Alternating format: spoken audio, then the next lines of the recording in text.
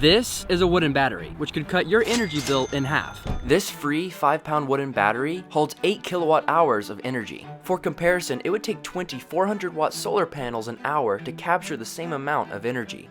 I've been calling it a wooden battery, but you know it as a log. See, a log is not your typical battery with wires and buttons, but it holds a similar power within. You see, trees, through the magic of photosynthesis, convert sunlight into energy and store it in the form of wood. So when you look at a log, you're essentially staring at a reservoir of captured sunlight. Think of it like this. Electricity is the superhero of energy, zipping through wires to power our gadgets and gizmos with a magical touch. But here's the plot twist. Using electricity to warm our homes is like feeding your dog with caviar. It works, but it's kind of overkill and just really expensive. Use different energy sources for different needs. I can't charge my phone directly with a log, I need electricity for that. But electricity and wood could heat my living shelter. But the log is free, so I'll choose that. Because 46% of the average energy bill comes from heating your house alone. So we're going to construct our tiny wood stove and see how effective it is. With the nights being colder and colder, we're so excited that our tiny wood stove has finally arrived. And just as our hopes were getting very high that we'd be heating up the place very soon, things went south. Uh-oh. But before we show the misfortunate event that happened, we're going to show y'all the first step that you need to do before installing a wood stove. Before we can unpack the stove that I'm sitting on top of, we've got to put these 1x4s up on the studs to hold the metal tin roof sheeting. The tin roof sheeting is the metal backsplash to help radiate heat and just provide a clean surface behind the actual stove. After we get up the metal backsplash, we're unpacking this thing. Having metal as a backsplash for the tiny wood stove keeps things safer, it helps radiate the heat out more in your shelter, and it just looks cool aesthetically. The floor to ceiling height of the back wall is 77 inches. So we're gonna use these tin snips to cut down the 8-foot long tin sheets to 77 inches to start paneling the back. All right, with the first panel cut, we're gonna mount the first tin roofing panel as the backsplash behind where the wood stove's gonna go. We're gonna get that one centered, then we're gonna cut the other panels down to size, get them up there as well. We're gonna make sure that the middle panel is actually the one that's overlapping the other panels so we can easily pull it off to cut out the area where the wood stove pipe will be leaving the micro cabin. In total, it took Kimball and Ben about an hour and a half to install the backsplash for the micro wood stove. Once they wrapped it up, it was time to move on to installing the stove. Uh-oh. I see broken glass. The stove looked like it was packaged really well. There's broken glass around the bottom. It looks like this might have been broken during transit. So we're gonna finish unpacking it to see, I mean, something's obviously broken, but hopefully it's a piece we can easily replace.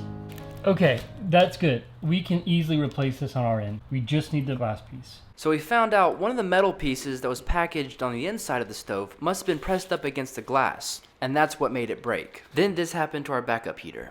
It happened. We lost it. Power's out. It's gonna take us a while to charge back up the battery, which means we're out of heat for quite some time. Ooh, it's cold! 4 cold days later, good news came. Tiny Wood Stove team, thank you. They sent a replacement glass panel within 4 days. So huge shout out to Tiny Wood Stove team. We're thrilled to have a new glass panel so we can get this build underway. But unfortunately, the biggest issue was yet to come. To make the wooden stand for the stove, we're using this plywood that we had left over from the interior of the cabin.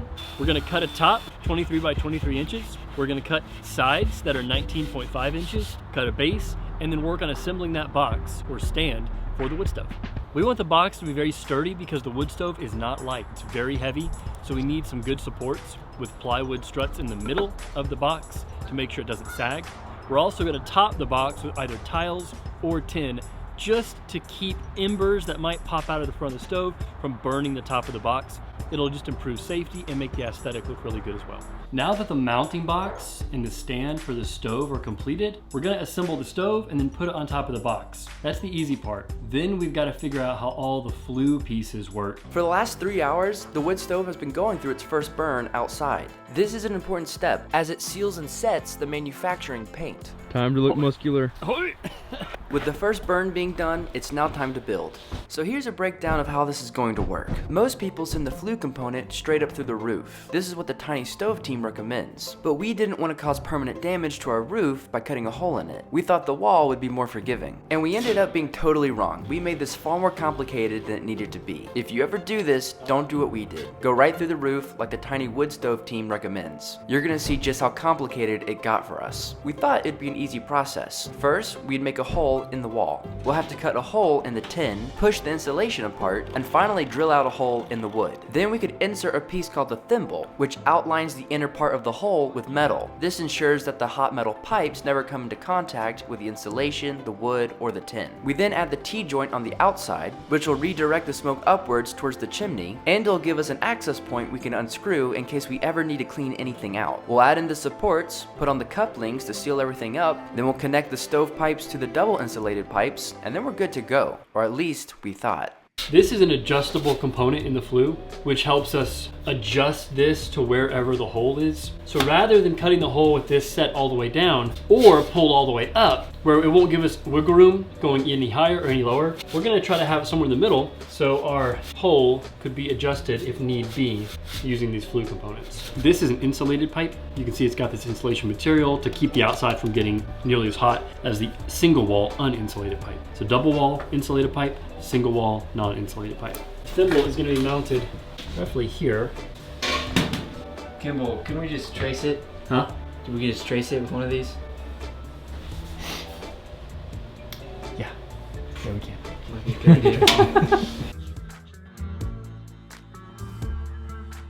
This is a pretty cool bit. This is for creating different diameter holes in sheet metal. I like it because it looks like the front part of the machine of the Underminer. Oh, in the Incredibles? Cue Incredibles clip. I am the Underminer!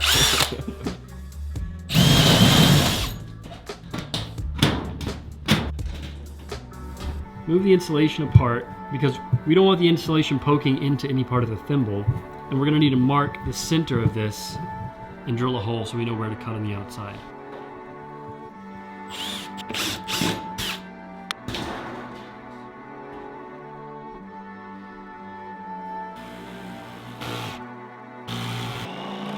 With the hole being cut, we then marked up the thimble and cut it to size. It took some serious finagling work to make this fit, but in the end, it ended up looking really good. But our confidence would soon be shattered. Imagine this piece here, this double-walled insulated pipe, coming out of the thimble in the wall. This piece is the first piece connecting to the adapter connecting to the stove flue. This then connects to this T. This T connects to this lower clean out port where you can clean out any built up creosote and other material inside the flue. This is a stabilizer that supports the entire apparatus attached to the back of the micro cabin. The T is then connected with a double wall clamp onto this longer part of the flue. And then we've got the rain and weather guard at the top that prevents snow and rain from coming in. Finally, we've got this other support to hold this long part of the flue or chimney. When we got to making the supports, we realized there was going to be an issue, and the only way to fix it was to get some additional 2x4 and install it. The support system needs to be anchored into the studs in the wall, but it's too narrow. But by connecting the horizontal 2x4s to the studs, we now had an area thick enough to drill the support beam into. Once we wrapped up our T-joint area, we finally noticed our big issue. All right, we're figuring out the wood stove configuration. Tiny wood stoves have phenomenal kits. We've been thrilled with the performance of all of the flue pipes, the double wall clamps, all the fittings. The issue has been our rainwater catchment gutter. Our rainwater catchment gutter has protruded farther than we anticipated, so it means we need a longer flue pipe running horizontally. That's an issue for wood stoves. The horizontal run should not be longer than the vertical component going straight up after the horizontal run. You need that to make sure that the draft is flowing upwards. There's lower pressure up top with the hot gases running out of the flue to draw smoke out of your home. If smoke and the other gases build up in your home, it can be a fatal accident. It can actually kill you. So getting the draft working properly in a wood stove is critical. Otherwise, it's a massive safety hazard. The 20-inch piece of horizontal run isn't long enough. We're gonna try to use a longer piece of horizontal run and then just test the stove to see how the draft performs. If you can avoid a wall exit mount, do it. There's a reason the Tiny Wood Stove team tells you try to go through the roof and avoid long horizontal runs. So we ended up having to redo a few things and take out the 20-inch horizontal pipe and replace it with the 40-inch. Now we cleared the gutter system, but it also pushed it inside more, which made the inside look a little wonky. This is it, ladies and gentlemen. The moment has come. We're about to find out if this will draft well. Because of the extra horizontal bit that we have right now, we're not sure. But if this drafts, it means it works and everything was installed well.